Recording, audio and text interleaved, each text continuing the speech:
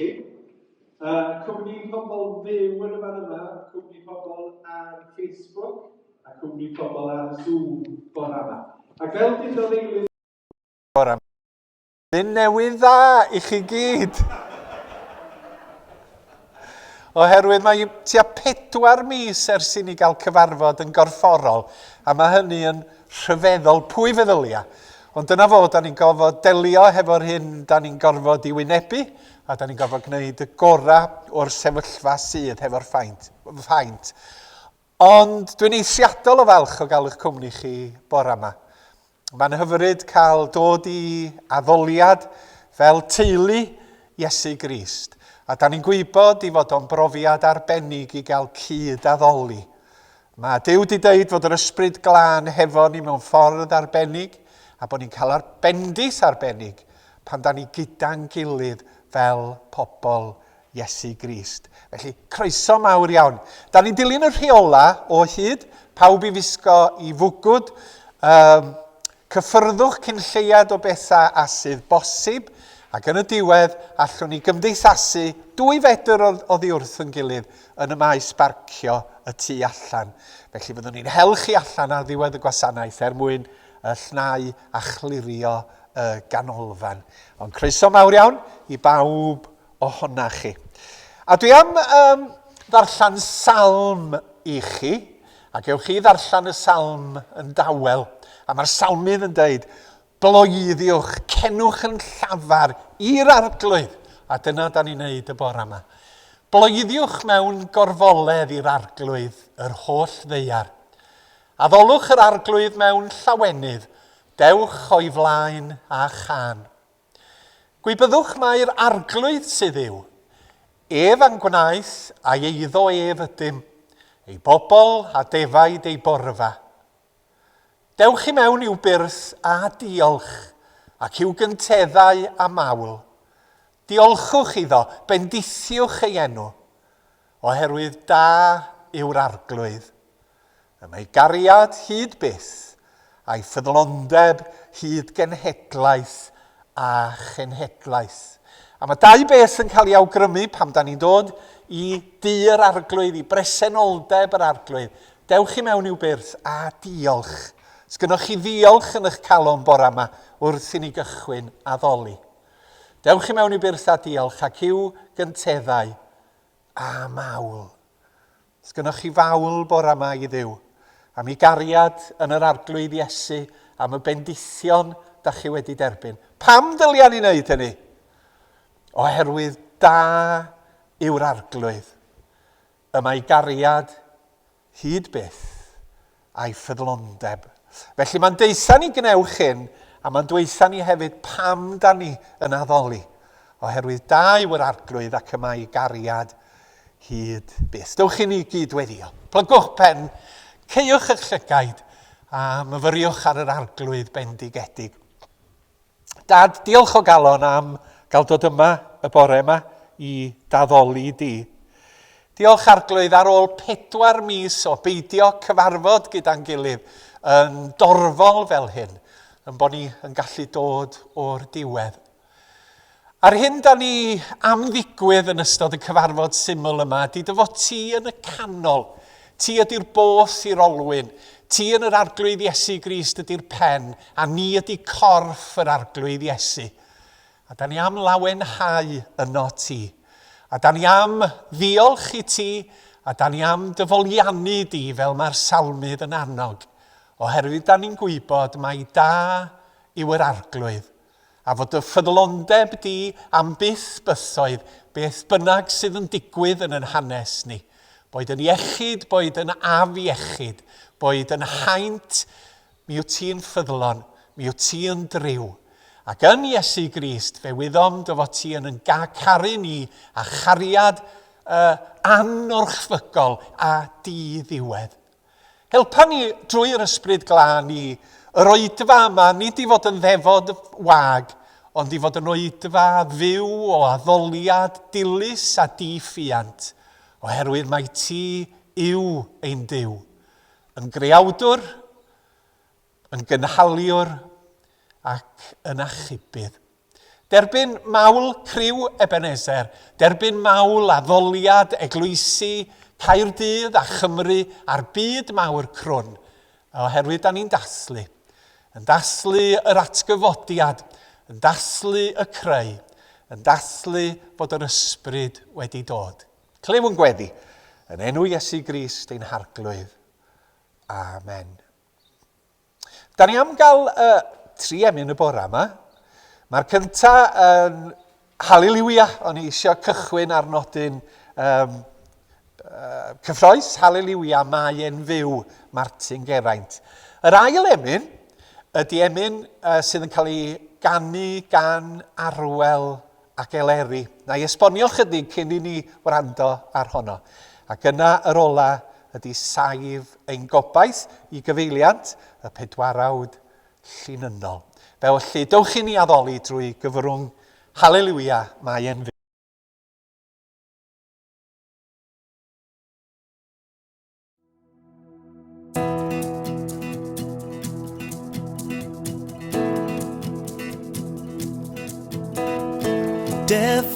Defrwch, mae 'na reswm i ddathlu.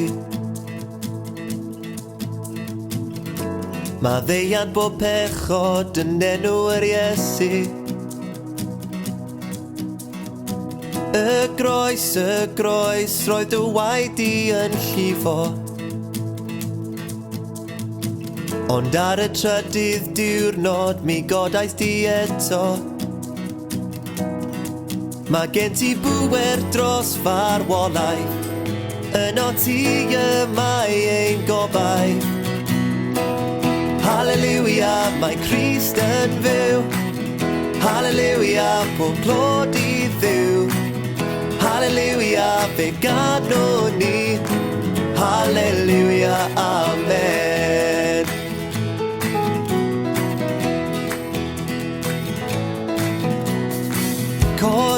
Codwch, mae 'na reswm i sefyll. Mae'r gelyn wedi colli'r ffrwydr, mae Crist wedi ennill. Y beth, lle roedd ei gorffef yn gorwedd. Y garreg wedi rolio i ffwrdd i agor drws tragwyddoldeb. Mae gen ti bŵer dros farwolaeth, yno ti mae ein gobaith. Hallelujah, mae Crist yn fyw. Hallelujah, pob clod i ddiw. Hallelujah, fe gadw ni. Hallelujah, amen.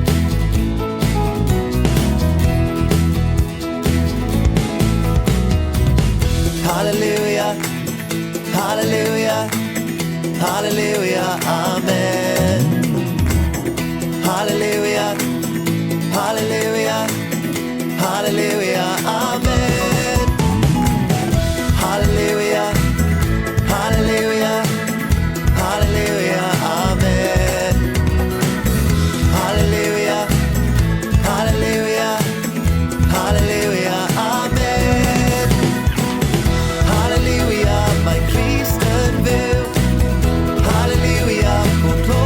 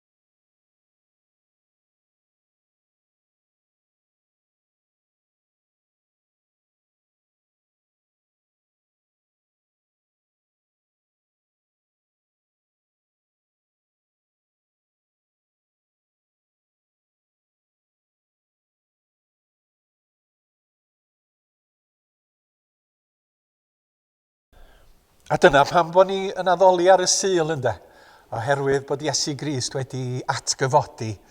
A nid unwaith y flwyddyn ar Sul y Pasg, da ni dathlu'r atgyfodiad, ond pan mae Cristnogion yn dod at yn gilydd, un o'r rhesymau ydy mae Iesu Grist yn fyw. Mae o wedi concro marwolaeth, mae o'n frenin, mae o yn teyrnasu. Dwi am fynd â chi i Efengil Mathew ac i benod 18. Ac yn ystod yr siliad dwytha yn y pregetha, 4 pregeth, dwi wedi bod yn dilyn y llinyn arian yma o Ostyngeiddrwydd Mawreddog, neu addfwynder grymus. Yr rhinwedd rhyfeddol yma, da ni'n gweld y natur Duw yn Iesu Grist ac yn yr Efengil Cristnogol. A bora yma, da ni dod at y 5 pregeth ar olaf sydd yn parhau ar yr un testyn. Ond mi fyddwn ni'n edrych ar y cam nesaf, sef yn bod ni fel eglwysi ac fel Cristnogion i fod yn bobl sydd â gostyngiddrwydd grymus. A dyma'r darlleniad, Mathew 18 ac adnod 1 i 14. 2 benawd yn y fan yma, y pwysicaf yn heyrnas yr unefol, a stori am y ddafad aeth ar goll. Mathew 18. Bryd hynny, daeth y disgyblion at Iesu a gofyn, pwy ydy'r pwysica yn heyrnas yr unefol?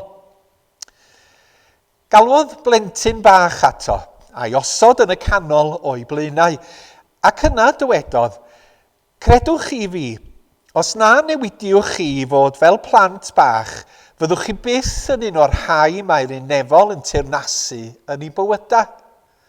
Felly, pwy bynnag sy'n gweld ei hun yn fach fel y plentyn yma, ydy'r pwysica yn heyrnas yr unefol.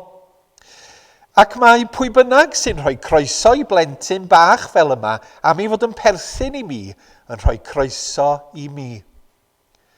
Ond pwy bynnag sy'n gwneud un o'r rhai bach yma sy'n credu yno fi bechu, byddai'n well i'r person hwnnw gael maen melyn wedi rwymo am ei wddf ac iddo foddi yn eigion y môr. Gwair sawl sy'n achosi bobl eraill bechu. Mae temtasiynau yn siŵr o ddod, ond gwair sawl fydd yn gwneud y temtio. Os ydy dy law neu dy droed yn gwneud i ti bechu, tora hi ffwrdd a'i thaflu ymaith, mae'n well i ti fynd i mewn i'r bywyd newydd wedi danafu neu'n gloff, na bod a 2 law a 2 droed yn chael dy daflu i'r tân tragwyddol. Ac os ydy dy lygad yn gwneud i ti bechu, tyna hi allan a'i thaflu hi ffwrdd. Mae'n well i ti fynd i mewn i'r bywyd newydd gyda dim ond 1 llygad, na bod 2 gen ti a chael dy daflu i dan uffern. Gwnewch yn siŵr eich bod chi ddim yn edrych i lawr ar un o'r rhai bychan yma. Wir i chi, mae'r angylion sy'n ei gwarchod nhw yn gallu mynd i bresenoldeb fy nhad yn y nefoedd unrhyw bryd. Beth ydych chi'n feddwl? Meddyliwch am ddyn a chant o ddefaid ganddo, a bob un ohonyn nhw'n crwydro i ffwrdd. Oni fyddai'n gadael y 90 a 9 ar y bryniau ac yn mynd i chwilio am yr un sydd ar goll. Credwch chi fi, os daw o hyd iddi, mae'r un ddafad yna'n rhoi mwy o lawenydd iddo na'r 99, wnaeth ddim mynd ar goll. Yr un fath, dydych tad yr nefoedd ddim am unrhyw un o'r rhai bach yma gael ei colli, a da ni'n diolch i Dduw am ei air y bore yma. Rwan tawn ni sôn yn bod ni'n mynd i wrando ar emyn sy'n cael ei ganu gan Arwel ac Eleri. Mis yma, mae cwmni Sain wedi ailgymysgu yr gerddoriaeth yma ac wedi i ryddhau o. Tap oedd o'n wreiddiol wnaed gan Arwel ac Eleri nôl yn yr 80au pan oedden nhw Machynlleth. A mi allwch chi brynu yr caneuon yma ar iTunes ac hefyd ar wefan Sain. A mae'r gan yma'n yn harwain i un gweddi y bore yma, at un awrendi gweddi'r gwan.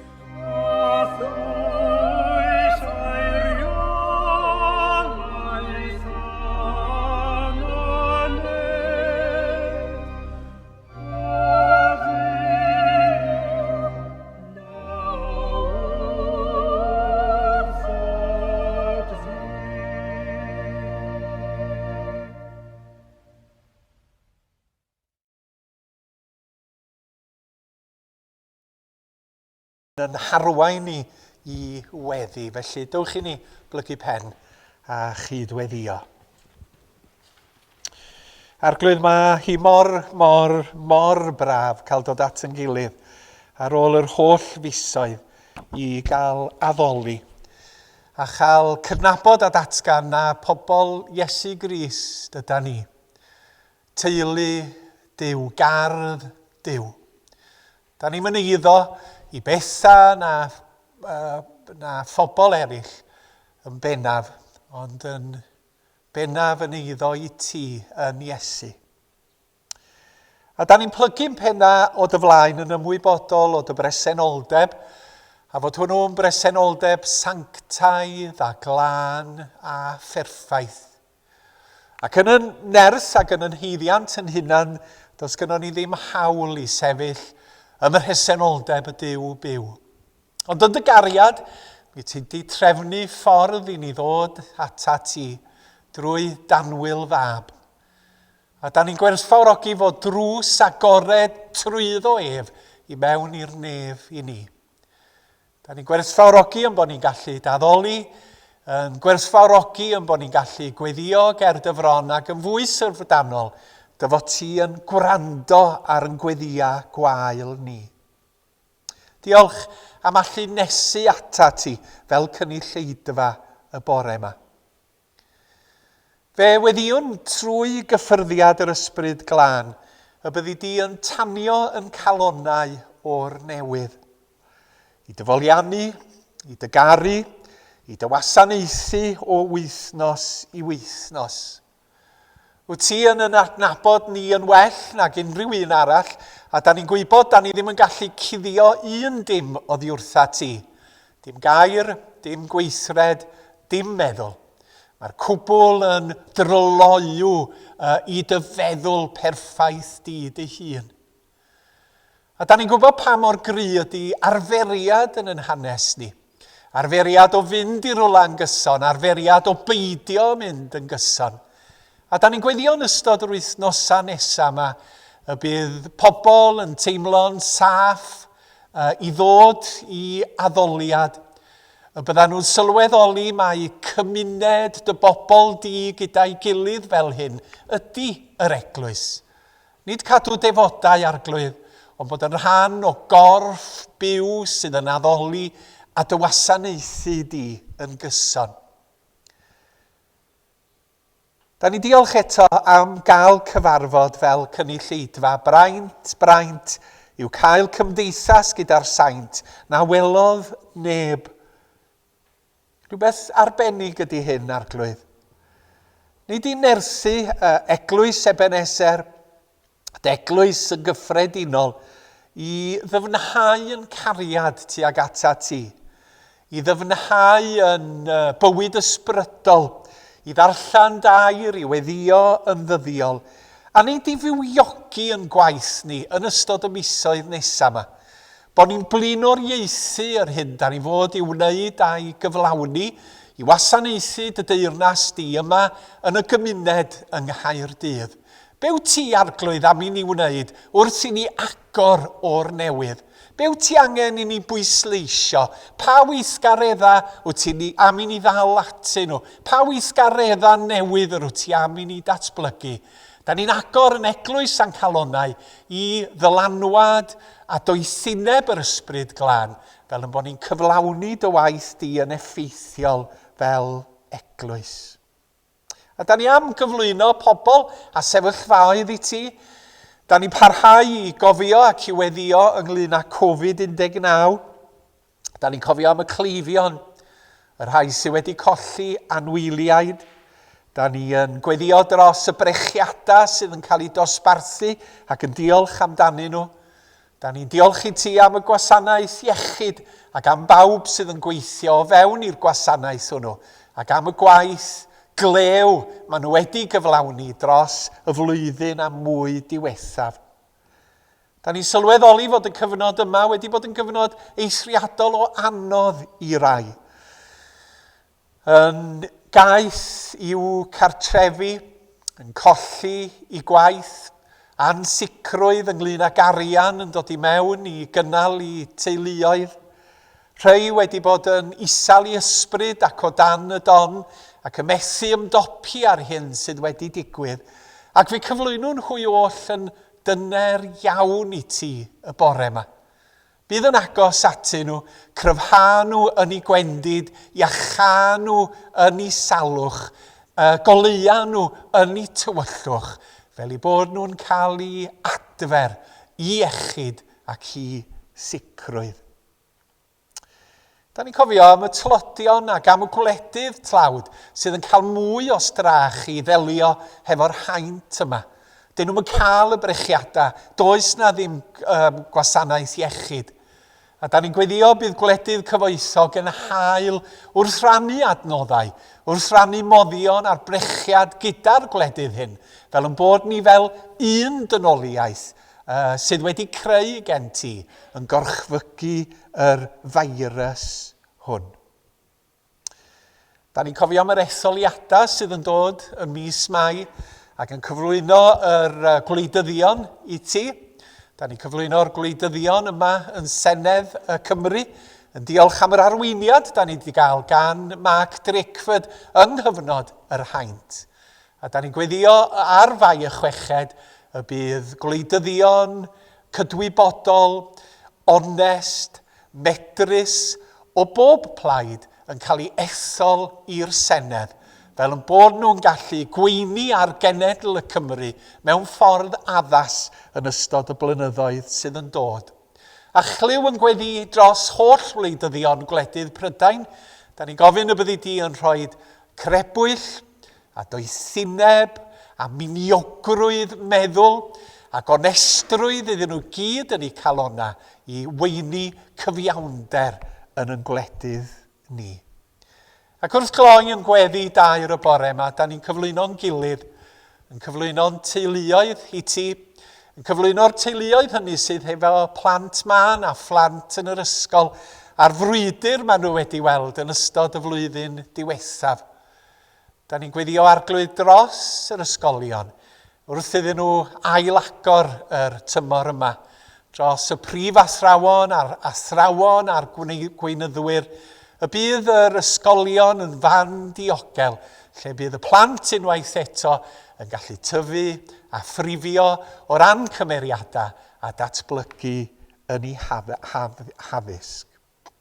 Cliw yn gweddi, oherwydd gofynnwn yn enw Iesu Grist, a na i adrodd gweddi'r arglwydd, gewch chi ddeiti yn eich calon. Ein tad yn y nefoedd, sancteiddio'r denw. Deled y deyrnas, gwyneler y dewyllus, ar y ddeiar fel yn y nef. Dyroi ni heddiw ein bara beunyddiol, a maddau ni ein troseddau, fel yr ni wedi maddau i'r rhai a droseddodd i'n herbyn. A phaid andwyn i brawf, ond gwared ni rhag yr un drwg, oherwydd eiddo ti yw'r deyrnas, a'r gallu, a'r gogoniant, am byth. Amen.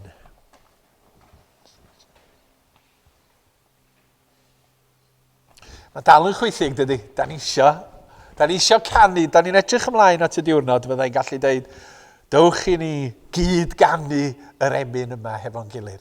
A dwi'n edrych ymlaen at y diwrnod y byddai'n gallu dweud, gawn ni wneud y casgliad.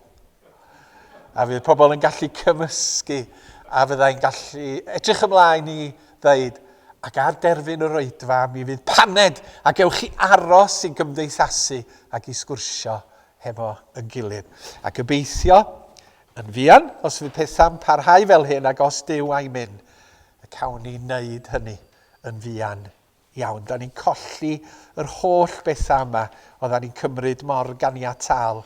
Ac un peth mae Covid wedi ddysgu ni, ydy peidiwch cymryd pethau'n ganiataol. Mae rei hun yn cofio yr emyn, cyfrwch eich bendithion bob yn un ac un. Yn bod ni'n derbyn bendith a da ni'n deud arglwydd, da ni'n diolch i ti am y panad yma. Diolch i ti am y sgwrs efo'r ffrind yma. Diolch i ti am bryd o fwyd. Da chi bo? Mae'n dysgu ni peidiwch a cymryd bendithion yn ganiataol. Rwan ta, dwi eisiau mynd at y bumed bregeth yn yr gyfres yma o Ostyngeiddrwydd Mawreddog. Ac yn y fan yma dwi yn cloi y gyfres sydd wedi bod yn rhedeg. Y syniad yma neu'r egwyddor yma sydd trwy'r Beibl ar ei hyd o fod grym Duw, fod grym Iesu Grist, fod grym yr Efengil yn cael ei yfynegu mewn gostyngeidrwydd ac addfwynder a chariad. Nid mewn trais, nid mewn awdurdodi, nid mewn sodro pobl yn ei lle. A fod yr Efengil yn rhyfedd oherwydd bod ei grymu yn yr addfwynder yma sydd yn niw.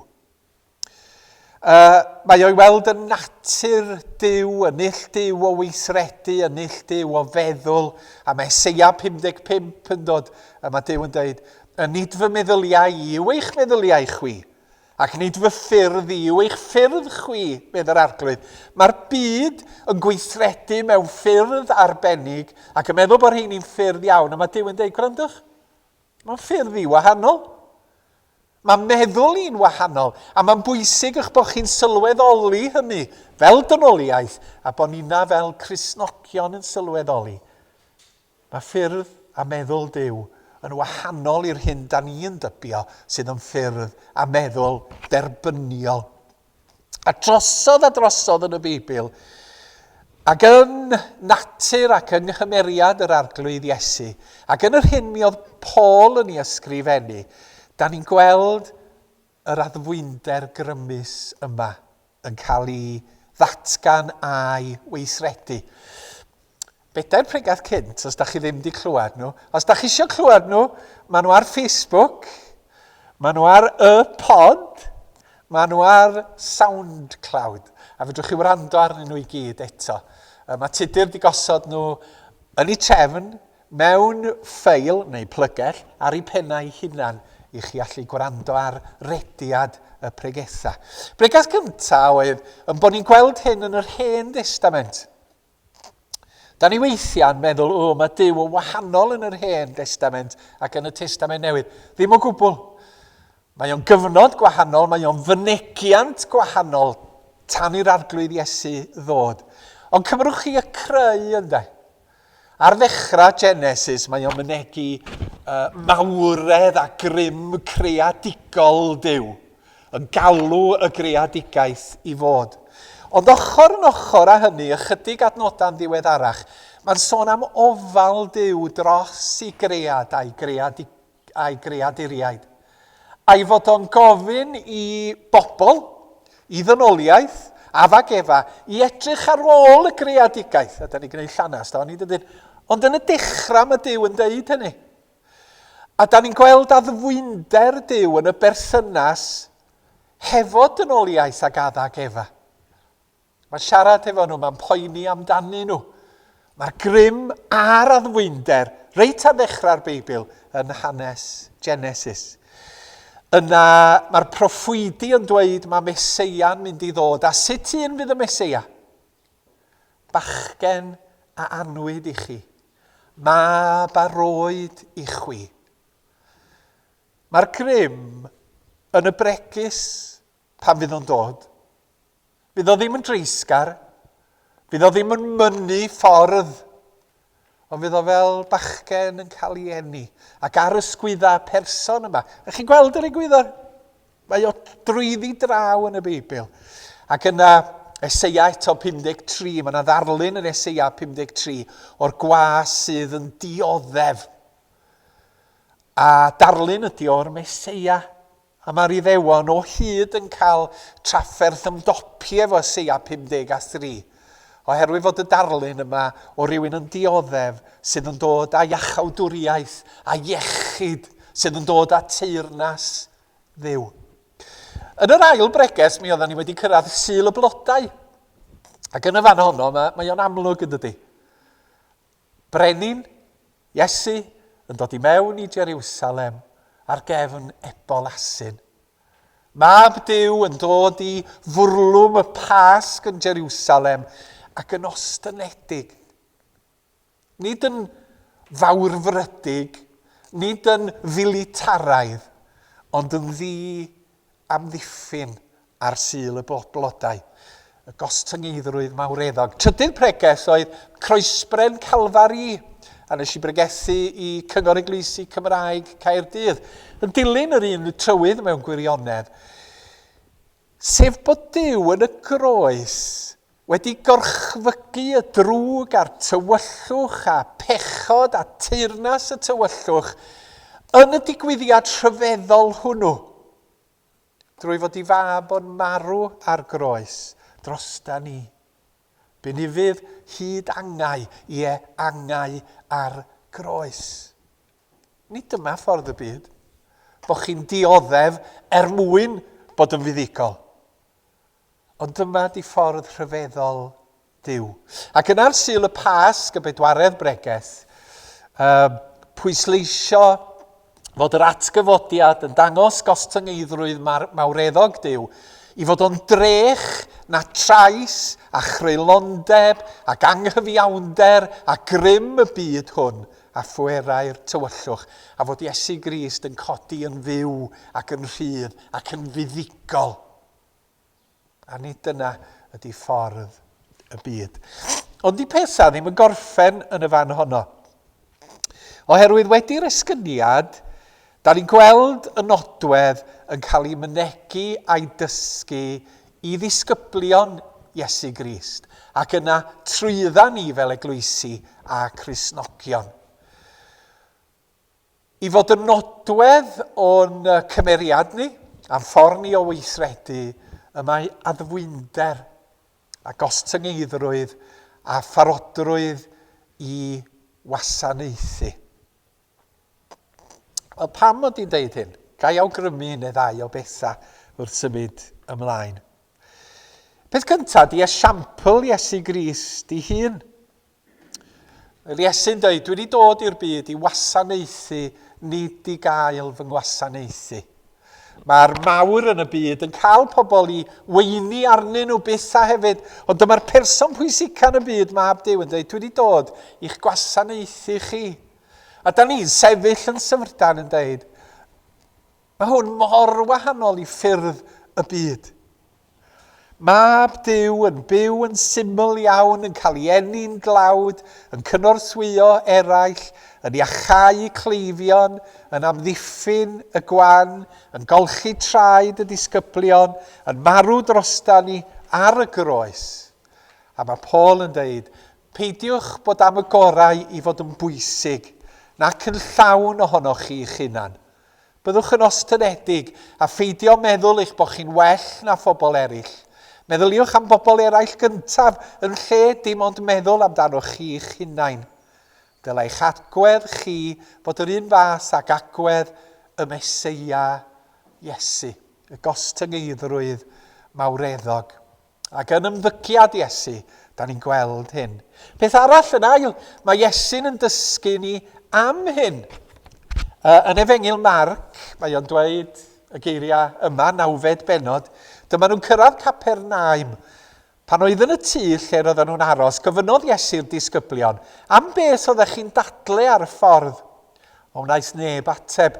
Roedden nhw wedi bod yn dadlau pwy oedd y pwysica. Eisteddodd Iesu lawr a galw'r 12 disgybl ato ac meddai wrthyn nhw, rhaid i'r sawl sydd am fod yn geffyl blaen, ddysgu mynd i'r cefn a gwasanaethu pawb arall.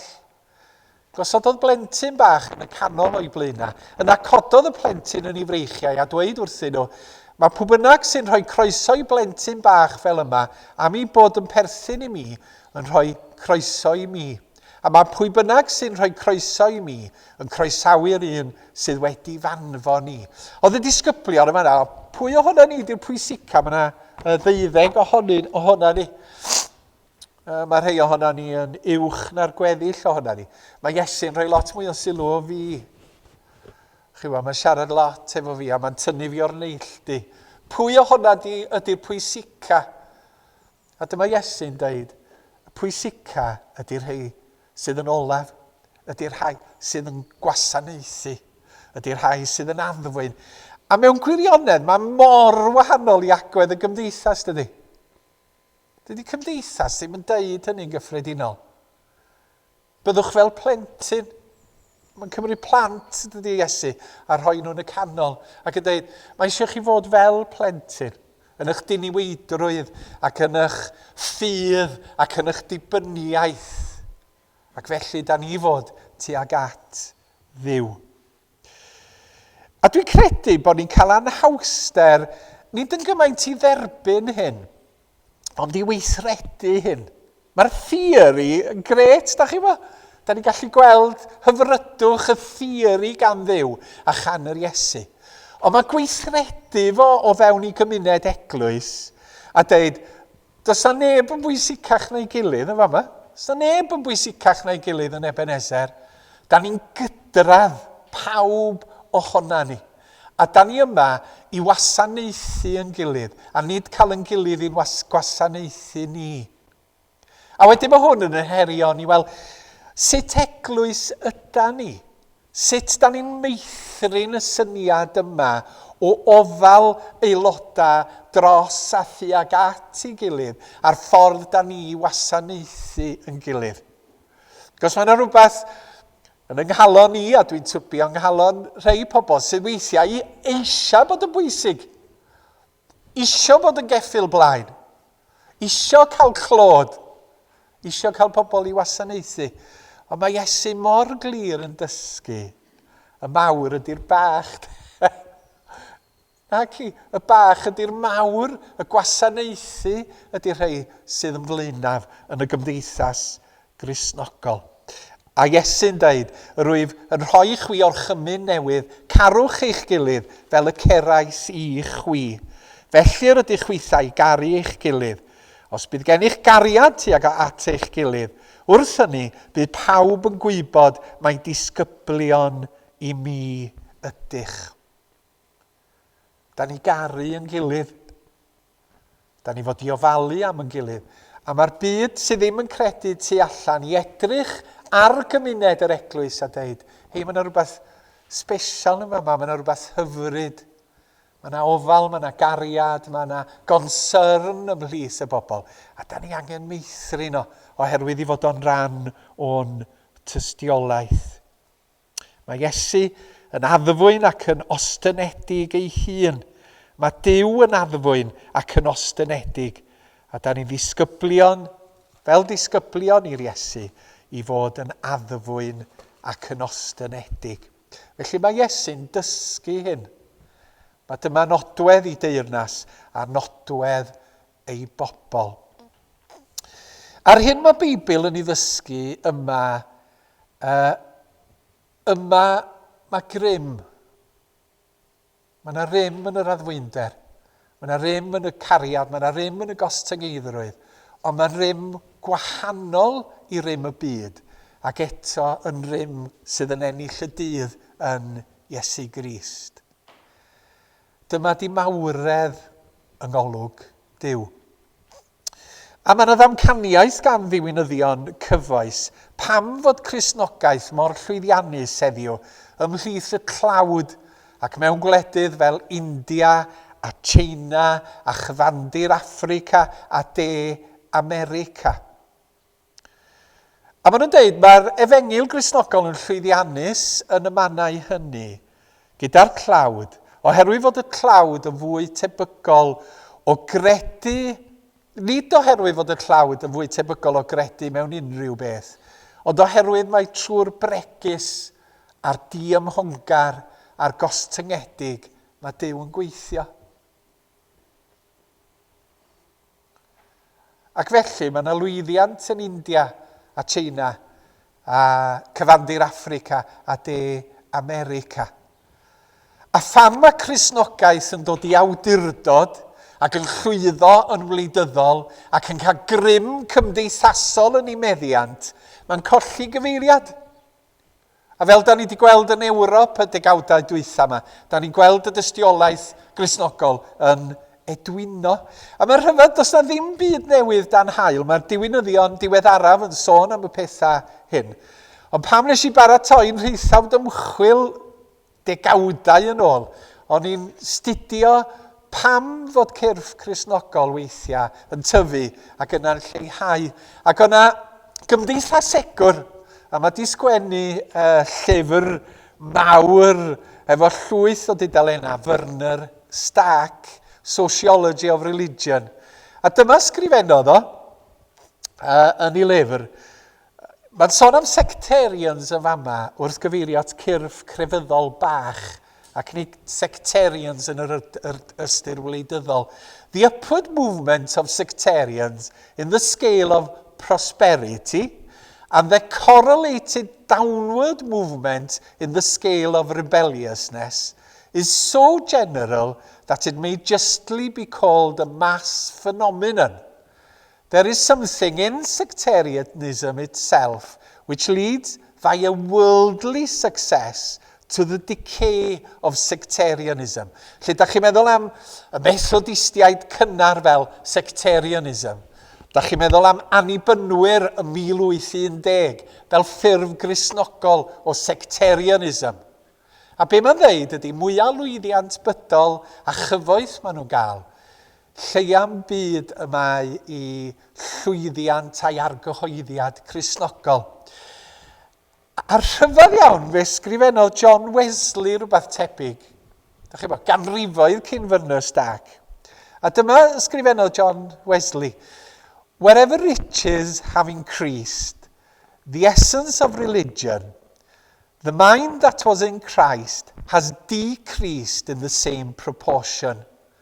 Religion must necessarily produce both industry and frugality, and these cannot but produce riches.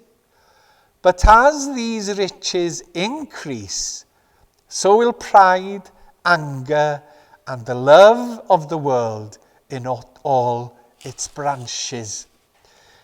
Nid trwy rym, nid trwy orfodaeth, nid trwy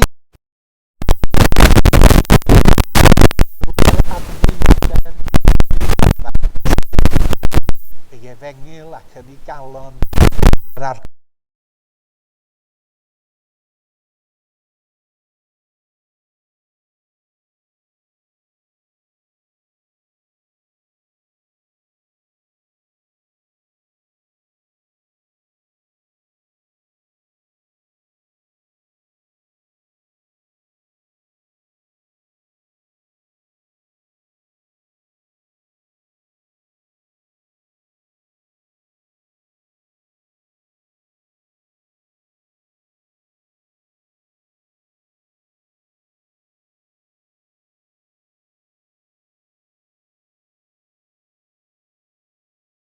gryf yn yn gwasanaeth.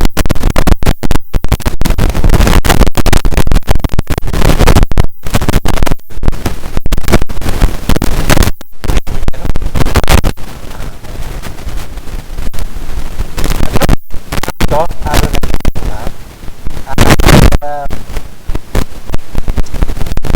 saif gobaith yn y gyfeiriad.